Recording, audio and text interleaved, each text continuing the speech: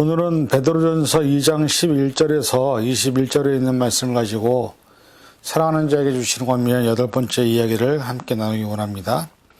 먼저 말씀을 봉독하겠습니다. 사랑하는 자들아, 거류민과 나그네 같은 너희를 권하노니 영혼을 거슬러 싸우는 육체의 정욕을 제어하라. 너희가 이방인 중에서 행실을 선하게 가져 너희를 악행한다고 비방하는 자들로 하여금 너희 선한 일을 보고 오시는 날에 하나님께 영광을 돌리게 하려 함이라. 인간의 모든 제도를 주를 위하여 순종하되 혹은 위에 있는 왕이나 혹은 그가 악행하는 자를 징벌하고 선행하는 자를 포상하기 위하여 보낸 총독에게 하라. 곧 선행으로 어리석은 사람들의 무식한 말을 막으시는 것이라. 너희는 자유가 있으나 그 자유로 악을 가리는 데 쓰지 말고 오직 하나님의 종과 같이 하라. 무사람을 공경하며 형제를 사랑하며 하나님을 두려워하며 왕을 존대하라. 사원들아 범사에 두려워함으로 주인들에게 순종하되 선하고 관용하는 자들에게만 아니라 또한 까다로운 자들에게도 그리하라. 부당하게 고난을 받아도 하나님을 생각함으로 슬픔을 참으면 이는 아름다우나 죄가 있어 매를 맞고 참으면 무슨 칭찬이 있으리요. 그러나 선을 행함으로 고난을 받고 참으면 이는 하나님 앞에 아름다우니라. 이를 위하여 너희가 부르심을 받았으니 그리스도도 너희를 위하여 고난을 받으사 너에게 본을 끼쳐 그 자취를 따라오게 하려 하셨느니라. 아멘. 기도하겠습니다. 주님 감사합니다. 오늘 이 시간 말씀을 통해서 우리가 추수감사절에 우리에게 주시는 말씀의 의미와 뜻을 깨닫기 원합니다. 1년을 돌아보며 감사의 고백을 해야 하는데 사실 우리가 코로나 팬데믹을 지나면서 수없이 많은 어려움에 또 힘든 일을 경험하고 지나왔습니다. 그러나 우리 입에서 감사의 고백이 나올 수 있도록 붙잡아 주시고 우리의 삶에 함께 하시는 하나님의 은혜를 다시 한번 고백하는 시간 되게 하여 주옵소서. 모든 것 감사드리며 예수님의 이름으로 간절히 기도하옵나이다. 아멘. 오늘은 2021년 추수감사 주일로 지키는 날입니다. 사실 매년 추수감사절의 기억을 돌아보면 참으로 행복하고 즐거운 그리고 풍성함이 가득한 시간이었습니다. 예전에 추수감사절 때 강단에 성도님들이 과일이나 채소 아름답게 장식을 하고 또 헌물을 드리면 예배 후에 교인들과 함께 맛있는 음식을 나누기도 하고 또 교회마다 다르겠지만 남아있는 그리고 또 다른 헌금을 모아서 과일 바구니를 만들어 교회 주변이나 교인 가운데 어려운 이웃들 또 가정들에게 나누어주는 모습이 우리 교회들에게 있었습니다.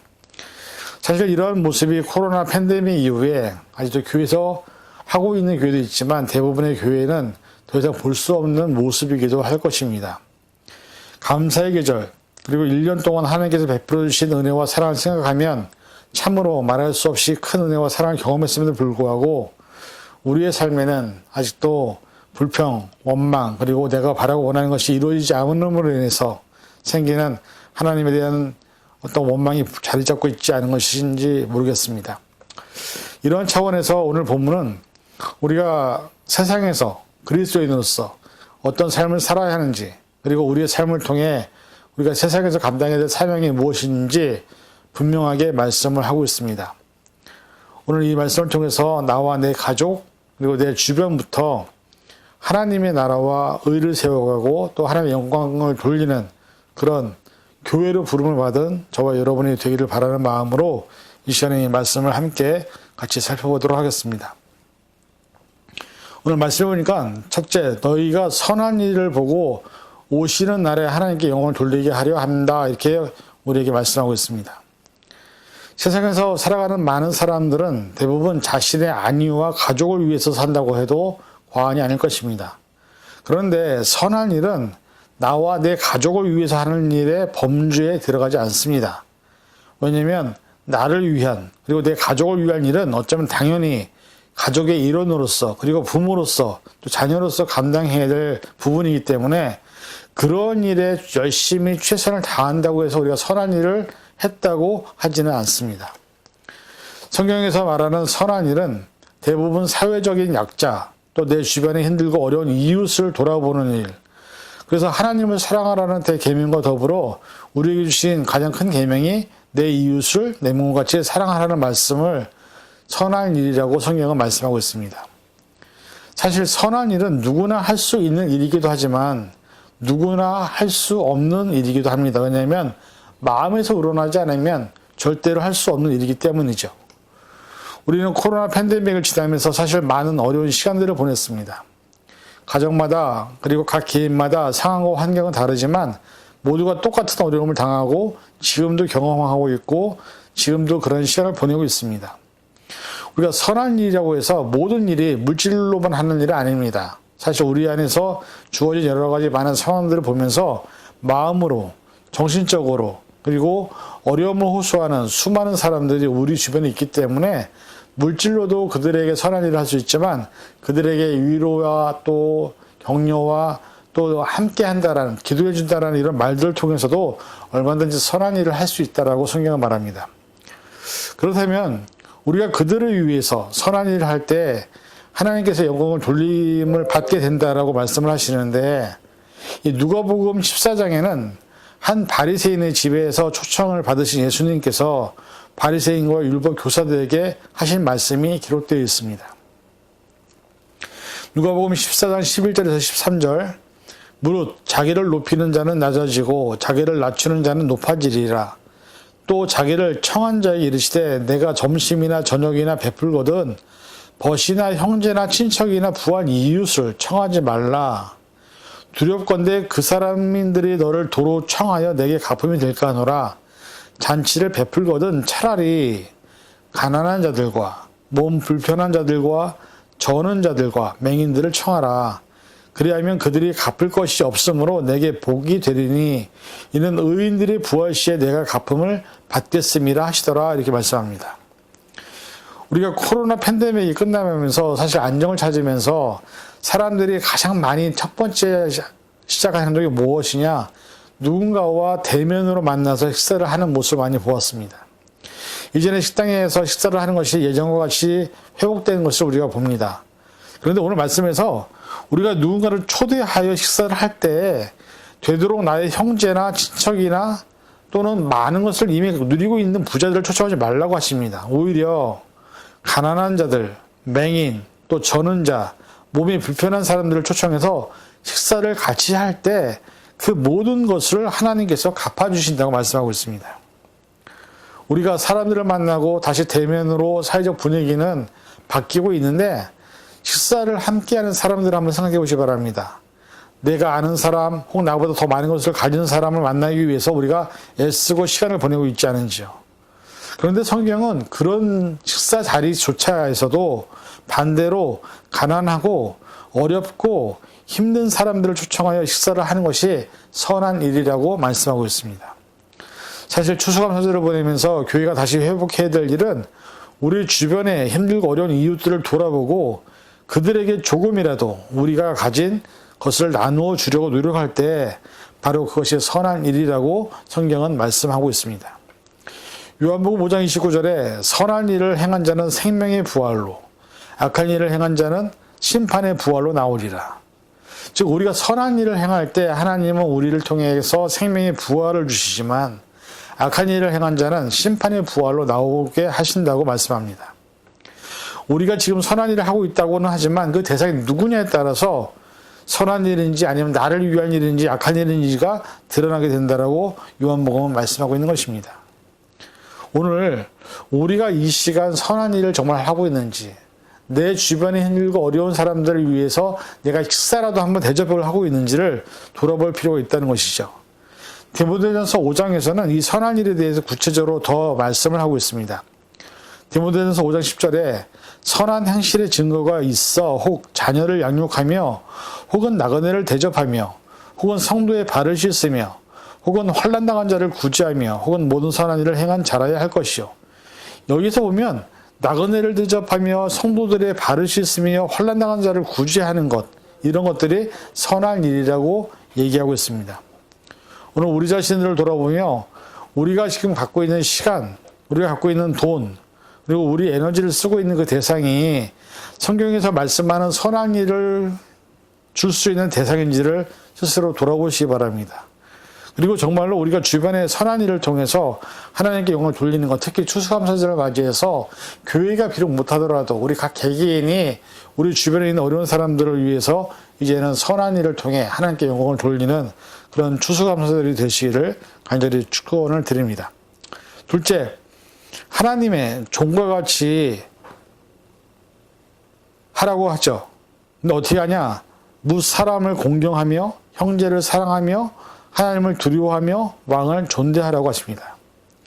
이 두 번째 주시는 말씀은 이웃이나 우리와 함께 살고 있는 모든 사회적인 관계망 안에서 우리가 그들을 어떻게 대해야 하는지, 우리가 그들을 어떻게 살아야 하는지를 말씀하고 있습니다. 사실 우리는 시대가 흘러가면서 우리도 모르게 계급 사회를 지향을 하게 됩니다. 드라마나 영화를 보면서 너무나도 많은 계급적인 사회적인 지위, 그리고 가지고 있는 재산 혹은 태어난 집안의 환경에 따라 사람의 기준을 구분을 하는 모습을 많이 보게 되죠. 그래서 한국에서 흑수저, 금수저 이렇게 얘기하는데 이것도 사실은 예전부터 있었던 것이 아니라 원래부터 있었던 것이죠. 인류와 역사를 시작하면서부터 자연스럽게 인간이 살고 있는 모든 사회적인 현상 속에서는 당연히 계급적인 구조가 나타났습니다. 나라마다 경제적인 기준이 따라서 선진국과 후진국이 나눠지듯이 한 국가 안에서도 많은 사람들이 가지고 있는 것, 환경과 상황에 따라서 사람의 계급이 나눠지는 것을 우리는 경험했습니다. 학교들도 부자가들이 가는 학교가 따로 있고 돈이 있어야만 아이들에 대한 교육이 가능하다고 하는 잘못된 인식으로 한국 사회는 그렇게 변해가고 있고 미국도 마찬가지죠. 그래서 좋은 학교, 좋은 학군, 또 좋은 지역을 선호하며 그렇지 못한 곳에 사는 사람들이나 또한 사회적 계층은 편파적인 사회적 계급 구조에 의해서 평가되는 시대에 우리는 살고 있습니다. 그런데 오늘 본문은 그런 시대에 살고 있는 우리들에게 모든 사람에게 대하여 인간과 인간으로 동등하게 그들을 대우하라고 합니다. 하나님의 자녀로 우리는 지어진 동등한 인간입니다. 하나님의 입장에서 보면 우리가 갖고 있는 어떤 조건이나 환경이나 상황이 아무것도 아닙니다. 왜냐하면 하나님 입장에서는 모든 인간이 똑같이 다 하나님의 자녀이기 때문이죠. 그래서 우리에게 말씀하시는 것은 하나님의 종, 여기서 말하는 하나님의 종은 누굴 말합니까? 바로 우리를 위해서 대신 십자가에서 자신의 몸을 내어주신 예수 그리스도를 얘기합니다. 예수님은 시대적인 상황에서 상류층에 속하는 서기관, 바리새인들 그리고 사두개인들에 대한 부분에 대해서 대단히 비판적이고 심할 정도로 비난을 하셨던 모습을 성경은 많이 보여줍니다. 그러나 그 반대로 그런 상류 계급에게 인정받지 못했던 사회적인 가난하고 힘들고 어려운 사회적인 소외계층에 대한 관심이 오히려 집중되셨고 그들을 위한, 그들을 품는, 그들과 함께하는 삶을 성경에서 우리에게 보여주셨습니다. 이것은 뭐냐? 예수님조차도 그렇게 하셨는데 예수님을 따른다고 하는 우리 스스로가 사회적인 계층에 대한 관심도 없고 그들에 대한 마음도 없다면 우리는 예수님을 따르는 존재가 아니라고 얘기하고 있는 것이죠. 마태복음 23장 27절 화 있을진저 외식하는 서기관들과 바리새인들이여 회칠한 무덤 같으니 겉으로는 아름답게 보이나 그 안에는 죽은 사람의 뼈와 모든 더러운 것이 가득하도다. 마태복음 3장 7절 요한이 많은 바리새인들과 사두개인들이 세례 베푸는 데로 오는 것을 보고 이르되 독사의 자식들아 누가 너희를 가르쳐 임박한 진도를 피하려 하더냐 이렇게 말씀하고 있습니다. 이 마태복음에 나타난 서기관과 바리새인들의 삶이 어떠했는지를 적나라하게 보여주고 있습니다. 그런데 이것이 성경의 많은 구절을 통해서 등장하고 있죠. 이 말씀을 통해서 우리가 볼 수 있는 것은 사회적인 계층 구조 안에서 말과 행실이 전혀 다른 또 겉으로는 되게 거룩해 보이지만 그렇게 삶을 살지 못하고 있는 많은 사람들을 향해서 그들의 삶이 잘못됐다고 얘기하는데 이것은 또 교회도 똑같습니다. 교회가 사실은 사랑이라는 단어를 제일 많이 외치지만 사랑은 제일 많이 하지 않는 게 교회의 본질의 모습이기도 했죠. 그래서 사실 많은 세상에 있는 사람들에게 교회가 비판을 받는 이유가 성경에 있는 대로만 하면 되는데 성경대로는 안 하거든요. 교회는 교인들을 위해 존재하고 교회 건물을 위해 존재하고 그러다 보니까 사회 안에 있는 그 지역사회에 있는 사람들에게도 인정을 못 받는 교회가 얼마나 많았는지 우리는 이미 경험했습니다. 마가복음 2장 16절에 이런 말씀이 있습니다. 바리새인의 서기관들이 예수께서 죄인 및 세리들과 함께 잡수시는 것을 보고 그의 제자들에게 이르되 어찌하여 세리 및 죄인들과 함께 먹는가? 라고 공격을 합니다. 세리와 죄인들과 같이 밥을 먹는 것 자체가 이미 율법에서는 어긋났다고 얘기하는 것인데 예수님은 그렇게 사셨다는 것이죠. 오늘 이 본문은 우리 주변에 있는 사람들에 대해서 뭐라고 말하냐? 모든 사람들에 대하여 공경하라, 사랑하라, 존대하라 이렇게 얘기합니다. 왜? 하나님의 아들이신 예수님께서 우리에게 그런 삶을 보여주셨기 때문입니다. 우리가 그리스도인이라고 하는 정체성은 예수님이 보여주신 삶을 따라가는 교회로 존재해야만 그리스도인인 것이지, 다른 사람을 업신여기고 무시하고 돈이나 여러 가지가 부족하다고 해서 업신여기는 삶을 산다고 하면서 우리가 그리스도인이라고 얘기하는 것은 말도 안 되는 얘기이기도 하지만 하나님의 뜻도 아니라는 것을 성경은 말하고 있는 것이죠. 오늘 우리가 만나는 사람들이 누구인지, 우리가 어떤 사람들을 만나기를 원하는지를 생각해 보시기 바랍니다. 하나님께서 말씀을 통해서 우리에게 말하시는 것은 돈이 많고 능력이 있고 권력이 있고 그런 사람을 만나기 위해서 내가 그들과 같은 높임을 받기 위한 삶을 누리기를 바라시는 것이 아닙니다.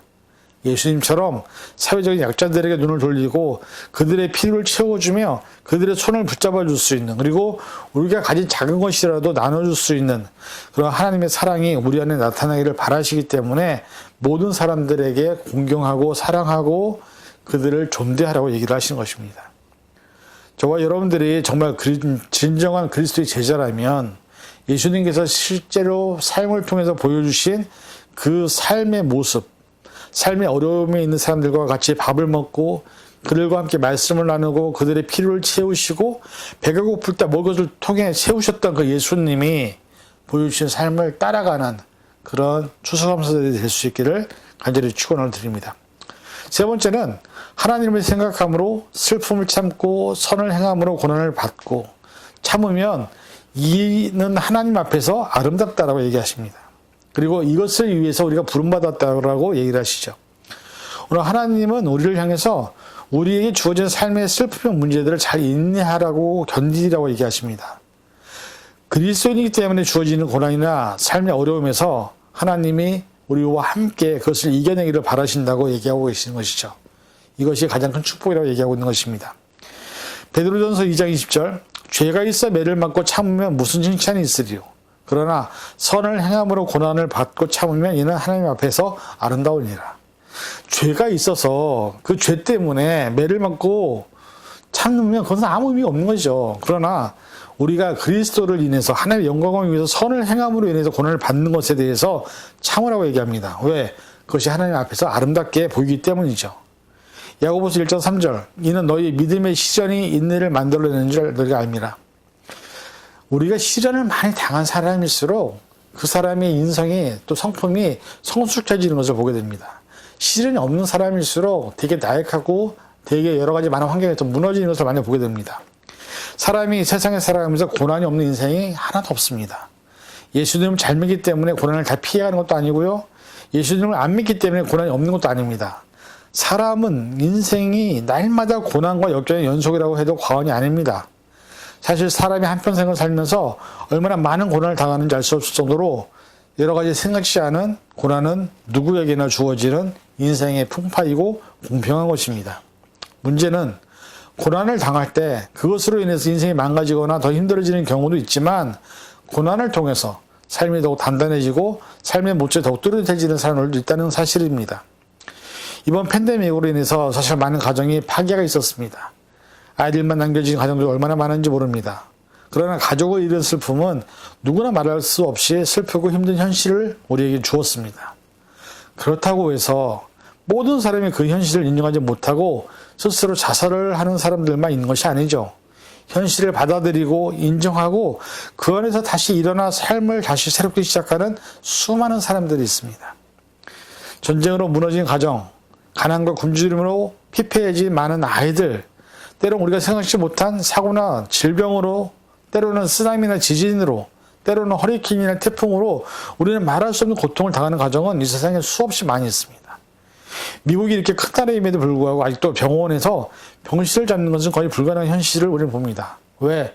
병원마다 병실마다 사람들이 환자가 얼마나 많은지 모릅니다. 이런 나라, 이런 모습은 모든 나라가 아마 똑같은 모습일 것입니다. 중요한 것은 이러한 일련의 사건들이 언제든지 우리의 삶에 올 수 있다는 사실을 잊지 말아야 합니다. 그리고 그런 시간이 왔을 때 진정한 믿음을 위해서 그 모든 시간들을 이겨내고 하나님과 함께 모든 것을 이겨낼 때에 비로소 하나님은 우리에게 주신 은혜와 사랑을 경험하게 될 것이라고 성경은 말씀하고 있습니다. 오늘 저와 여러분들에게 살다 보면 어려움이 많이 있지요. 힘들지요. 그러나 중요한 것은 그럼에도 하나님은 그것을 인내하고 참고 견디라고 말씀하십니다. 왜? 그것이 하나님께서 우리에게 바라시는 권면이기 때문이죠. 우리가 1년을 마무리하면서 또 새로운 시간에 대한 어떤 기대감이 있을지 모릅니다. 그러나 그 기대감 안에는 분명히 두려움도 있고 또 생각지 않은 많은 어려움도 있을지 모릅니다. 중요한 것은 그 시간을 살아갈 때 하나님과 함께 동행하는 것, 또 하나님 말씀 안에서 그 권면을 듣고 내가 받아들이는 것이 중요한 것임을 깨달으시고 저와 여러분들이 이 하나님의 주신 권면들을 잘 받아들이셔서 이제는 하나님의 능력을 또 사랑을 우리의 삶을 통해서 증거하는 저와 여러분이 될 수 있기를 주님의 이름으로 간절히 축원을 드립니다. 기도하겠습니다. 사랑해 주님, 우리가 이 시간 추수감사절을 맞이하며 하나님의 뜻 가운데서 살기를 원합니다. 우리의 삶을 통해서 하나님의 사랑과 은혜를 경험하게 도와주시고 우리 주변에 있는 이웃들을 공경하며 선대하며 그들과 함께 하나님의 사랑을 나눠줄 수 있는 심령들 되게 도와주시고 어떤 힘든 일과 어려운 일이 있다 할지라도 참고 견뎌내서 하나님의 뜻을 깨닫는 심령들 되게 도와주시옵소서. 모든 것 감사드리며 예수님의 이름으로 간절히 기도하옵나이다. 아멘.